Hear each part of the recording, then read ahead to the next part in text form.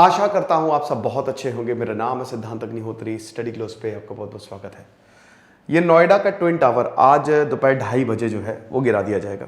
ठीक है, तो इसके बारे में आपने सुना होगा क्यों इस नोएडा के ट्विन टावर को new Okhla industrial development authority, जिसको हम नोएडा कहते हैं, क्यों गिराया जा रहा है। हम बात करेंगे एक एक चीज की। देखिए, दिक्कत यह है कि यहाँ पे सब कुछ है। भ्रष्टाचार आपको मिलेगा, यहाँ पे आपको मनमानी मिलेगी, यहाँ पे आपको बेबसी मिलेगी और यहाँ पे आपको जीत भी मिलेगी।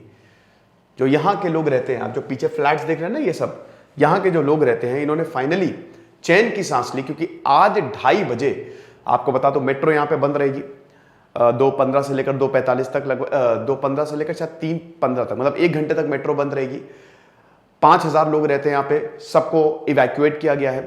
2700 के करीब गाड़ियां हैं, उन सबको हटा लिया गया है और इस फ्लैट को ध्वस्त किया जाएगा। कैसे ध्वस्त किया जाएगा? एक्सप्लोसिव लगा के। ठीक है, एक्सप्लोसिव्स लगा के, इंपल्शन टेक्निक से इसको ध्वस्त किया जाएगा। साउथ अफ्रीका की 2 कंपनीज को बुलाया गया है ताकि डैमेज नहीं हो सके, अगल बगल जो है मलबा ना गिरे। ये अंदर ही गिरेगा इसका मलबा। लेकिन आखिरकार ट्विन टावर की कहानी क्या है? एक ट्विन टावर भैया हमने 9/11 में देखा था और एक ट्विन टावर ये है। अब बात ये थी कि वो आतंकियों ने गिराया था, ये हम गिरा रहे हैं और बहुत ज्यादा जरूरी भी है। तो इस तरीके का ट्विन टावर है। देखिए पीछे आपको फ्लैट्स दिख रहे हैं, ढेर सारे आपको फ्लैट्स दिखेंगे ना, ये सब। ठीक है, अब ये जो फ्लैट्स है ना भाई, एक बात बताओ कि तुम्हारे घर के बगल में, ठीक है, देखो बिल्डर्स बहुत बेवकूफ बनाते हैं। मैं हमेशा यही रिकमेंड करता हूं, ठीक है, कि अगर आप मकान लो तो कोशिश करो कि जमीन लेके ही बनवाओ। अब ले भी रहे हो तो बिल्डर से ले सकते हो, लेकिन फिर उस एरिया का पूरा मुआयना कर लो। ठीक है, अच्छे से देख लो क्या हो सकता है, क्योंकि बिल्डर शुरुआत में तो आपको बहुत बड़ी बड़ी चीजें बताएंगे कि ये होगा, वो होगा, यहाँ पे पार्किंग स्पेस होगा, ग्रीन स्पेस होगा, पार्क बना देंगे, मॉल बना देंगे, ताजमहल बना देंगे, सब बना देंगे, पार्लियामेंट बना देंगे। आप परेशान मत हो, लेकिन वो कुछ नहीं बनाते हैं। एक बार आपने बस एक बार पैसा जो है वो उनके अकाउंट में आया, फिर कौन कस्टमर, उनको फर्क भी नहीं पड़ता, कोई नहीं, वो कभी आपसे पूछेंगे भी नहीं। ऊपर से अगर आप कंप्लेन करेंगे फिर वो आपकी हेडेक है। तो फिर वो, तो देखिए, अगर आप जमीन लेके मकान बनवाते हैं या जमीन लेके, तो बहुत बढ़िया। फ्लैट खरीद रहे हैं तो फ्लैट्स कोशिश करें ऐसी सोसाइटी में ही ले जो पहले से ही डेवलप्ड हो। ठीक है, जो डेवलप हो रही हो उसमें भी आप ले सकते हैं। प्लान देख ले, प्लान क्या है, विदाउट ऐसे मत ले। तो यहां पे हुआ क्या कि भैया ये जो एमराल्ड कंपनी है, इनको फ्लैट्स बनाए। अब ये वाला जहां पे ट्विन टावर बनाना, एक पूरा ग्रीन एरिया था। ठीक है भाई, प्राइम लोकेशन, सेक्टर 93। तो सब यहाँ पे जितने भी लोग थे, यहाँ पे लगभग 633 फ्लैट बेचे गए थे और 180 करोड़ की मोटी कमाई हुई थी कंपनी की। सुपरटेक कंपनी है जिन्होंने ट्विन टावर को बनाया था। तो अभी ग्रीन एरिया था, बिल्डर ने बोला कि सब बढ़िया है, ग्रीन एरिया को पार्किंग स्पेस होगा। भाई लोग बहुत खुश कि अरे यार ये तो ड्रीम जगह है, यहां पे तो रहेंगे तो भाई हमारे तो वारे न्यारे हो जाएंगे, मजा ही आ जाएगी। लेकिन बेटा जैसे ही ये सारे फ्लैट बिके, पोजेशन मिला, ये खड़े हो गए ट्विन टावर। और लगे अरे बाप रे बाप रे बाप, भाई कुछ ही मीटर की दोनों के बीच में दूरी है, ये दोनों ट्विन टावर खड़े हो गए, भाड़ में गया ग्रीन एरिया। अब बिल्डर यहाँ पे जो रेसिडेंट्स है उनका मुंह खराब कि यार हमने इसलिए थोड़ी ना मकान लिया था। आप केस कर सकते हैं बाकायदा, अगर आपको कुछ लगे कि बिल्डर ने आपके साथ धोखाधड़ी की है तो आप केस कर सकते हैं। तो केस काफी समय तक चला।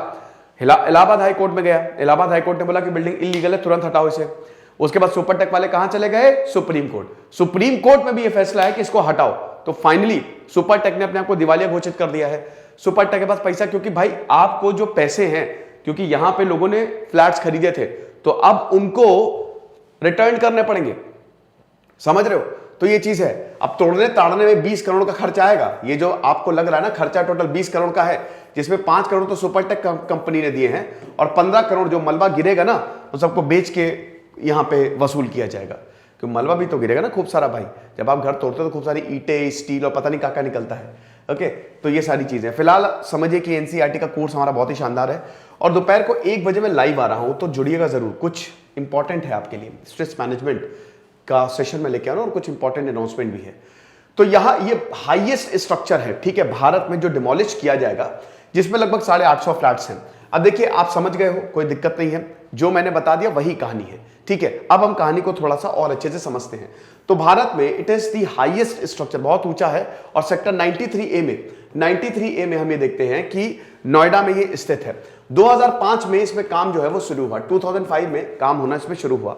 शुरुआत में तो ये था कि ज्यादा नहीं, खाली 11 ही बिल्डिंग्स होंगे, 11 माले होंगे, लेकिन बढ़ते बढ़ते बढ़ते बढ़ते बढ़ते ये काफी ज्यादा माले हो गए हैं, ठीक है ना। और यहाँ पे लोगों का भी माला खाली हो गया है। बड़ी बात यह है कि कुतुब मीनार से भी ऊंचा है ये। इनको लगा कि भाई स्काई स्क्रेपर बनाएंगे, लोग खूब आएंगे, आएगी भी लोग।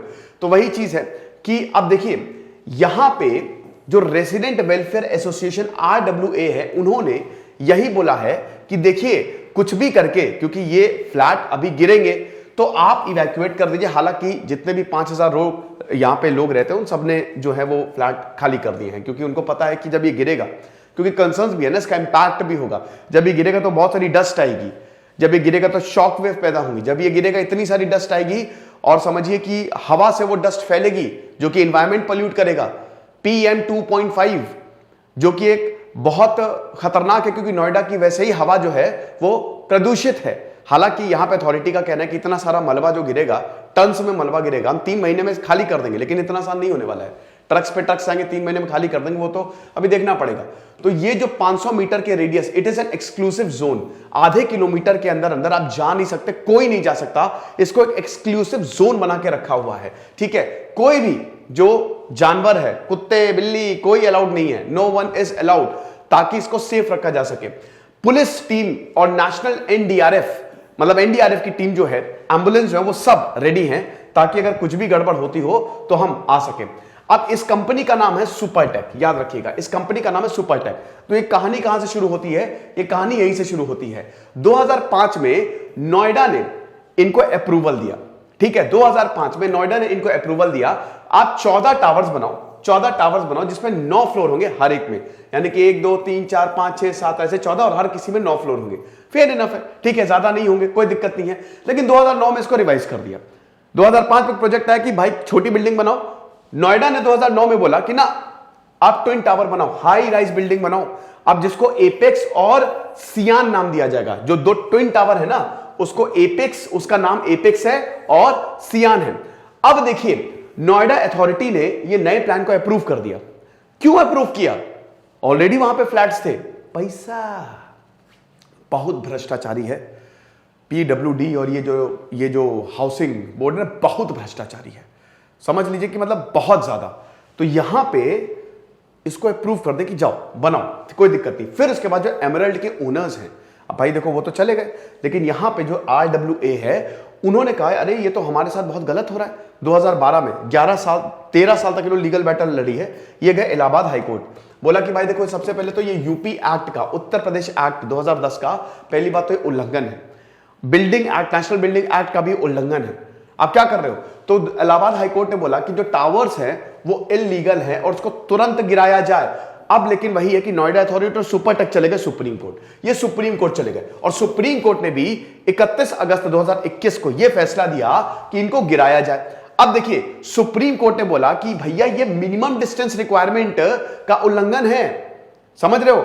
ये जो मीटरों में तुमने डिस्टेंस दी है, इतनी कम डिस्टेंस है, ये नहीं होनी चाहिए, और बहुत बड़ा खतरा है, भूकंप आएगा तो सब गिरेगा। किसके? देखिए वैसे तो भूकंप नहीं आएगा, लेकिन मान लीजिए अगर आ गया तो जो टावर्स है ना अगल बगल बिल्डिंग पे गिरेंगे, तो फिर कहां जाओगे? लोग कहां जाएंगे? हालत खराब होगी। और यहां पे जो बिल्डिंग रेगुलेशंस और सेफ्टी नॉर्म्स है उसको ताक पे रखा गया है। तो समझिए कि पिछले साल अगस्त में फैसला आया था, डिले होते होते कब डिमोलिश करें, अब डिमोलिश करें। आज 2:30 बजे 28 अगस्त को फाइनली यहां के लोग जो है वो चैन की सांस लेंगे। अब देखिए मॉडिफिकेशन ऑफ द प्लान क्या था कि सबसे पहले तो जो गार्डन एरिया लोगों को बोला गया था कि ये बहुत बढ़िया गार्डन एरिया होगा, उसी को ही हटा के वहां पे बिल्डिंग खड़ी कर दी गई। पहली बात ये है। फिर उसके बाद यहां पे फ्लैट ओनर्स का भी, अगर आप ये कर रहे हो तो आप अगल बगल पूछो कि सर बना ले, कोई आपको प्रॉब्लम नहीं, NOC लो, नो ऑब्जेक्शन सर्टिफिकेट। ये कुछ भी नहीं हुआ, जो कि उत्तर प्रदेश अपार्टमेंट एक्ट 2010 का सीधा उल्लंघन है, ठीक है।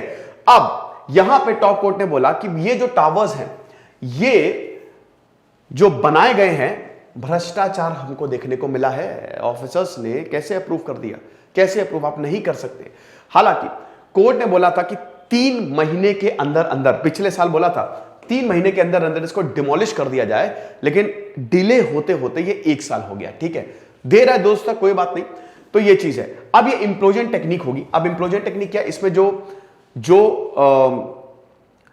एक्सप्लोसिव हैं वो बिल्डिंग्स में लगाए जाएंगे, प्राइमरी जो फ्लोर्स है वहां पे लगाए जाएंगे, ठीक है। और ये एक्सप्लोजन इस तरीके से होगा कि जो नीचे की जो ग्रेविटी है ना, मतलब ऊपर इंपैक्ट ज्यादा होगा और नीचे सॉलिड रखा गया है ताकि जो यहां पे नीचे की ग्रेविटेशनल फोर्स है वो उसको विथस्टैंड कर ले और ये फैलेगा नहीं, ये अंदर ही जाएगा। ये इस तरीके की टेक्निक है भाई। साउथ अफ्रीका की 2 कंपनीज हैं जिनको ये कार्यभार जो है वो दिया गया है। लेकिन दोस्तों हमेशा खतरा तो इन सब चीजों में होता ही है, आप कितना भी, हालांकि it's all based on physics, तो यही चीज है। तो वही है कि process behind include the gradual weakening of critical support. जो क्रिटिकल सपोर्ट है ना भाई, जो इंपॉर्टेंट पिलर्स हैं, ठीक है भाई, क्योंकि पूरी बिल्डिंग पिलर पे खड़ी होती है, पहले नींव खोदी जाती है, आपको पता ही है, फिर पिलर्स लगाए जाते हैं, बीम लगाई जाती है और उसके बाद एक के ऊपर एक बन जाती है।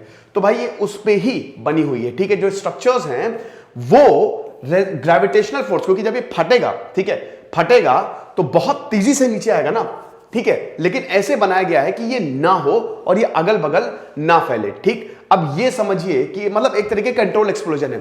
ये पहली बार 1773 में इस टेक्निक को यूज किया गया था और इस टेक्निक को दोस्तों कई बार, जैसे आपके स्मोक स्टैक्स हो गए, ब्रिजेस हो गए, टावर्स हो गए, टनल्स हो गए, उन सबको उड़ाने में इसको यूज किया जाता रहा है। अब एडिफिस इंजीनियरिंग ने साउथ अफ्रीका जेट के साथ इसके साथ पार्टनर किया है, ठीक है, ताकि एक मुंबई की है, मैंने गलत बोल दिया, दोनों साउथ अफ्रीका के लिए, ठीक है, ये चीज है।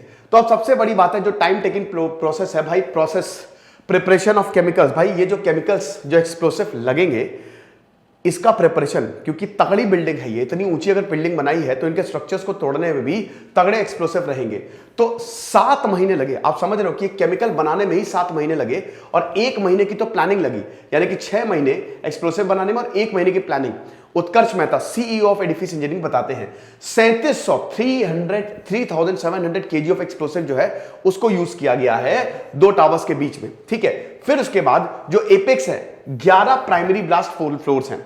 एपेक्स में शायद 29 फ्लोर्स हैं और ये सियान में शायद 31 फ्लोर्स, आप चेक कर लीजिएगा, 1-2 फ्लोर ही कम होंगे, ठीक है। लेकिन 11 प्राइमरी फ्लोर में एक्सप्लोसिव लगाया गया है, जहां पे जितने भी कॉलम्स है फ्लोर के, ठीक है, और 7 सेकेंडरी फ्लोर्स हैं, वे 60% of the column will be blasted. हाँ ठीक है, तो यही चीज है कि यहां पे जो क्रिटिकल स्ट्रक्चर्स है जिन फ्लोर पे, वहां पे एक्सप्लोसिव लगाएगा और जैसे ही वो ब्लास्ट होगा ये सब कुछ नीचे आएगा। अब देखिए मेन कंपोनेंट जो है, it is the emulsion that has superior rock crushing quality. Emulsion जो मिक्स करके हम एक्सप्लोसिव बनाते हैं, ठीक है। और ये एक्सप्लोसिव में वही है कि कितना भी तगड़ा रॉक हो वो ब्लास्ट से जो है वो ध्वस्त हो ही जाएगा। ये सारी चीजें हैं। 13 सेकंड में सब कुछ होगा, 13 सेकंड में खेल खत्म। 80 ton construction and demolition waste जो है वो जनरेट होगा। आप समझ सकते हैं कि 80,000 टन का मलबा जो है वो निकलेगा। अब बोल तो रहे हैं कि 3 महीने के अंदर अंदर हम इसको खाली कर देंगे, ट्रक पे ट्रक आएंगी, लेकिन बेटा इतना आसान नहीं है ये। यही तो यहां पे लोगों का कहना है कि हम अपने घर वापस कब जाएंगे, अगल बगल ना हटे, मतलब अगल बगल ज्यादा इंपैक्ट ना हो। तो यहाँ पे लोगों ने ये बोला है कि भाई हमने अपने घर को प्लास्टिक शीट से कवर कर दिया, क्योंकि भाई डस्ट तो उड़ेगी।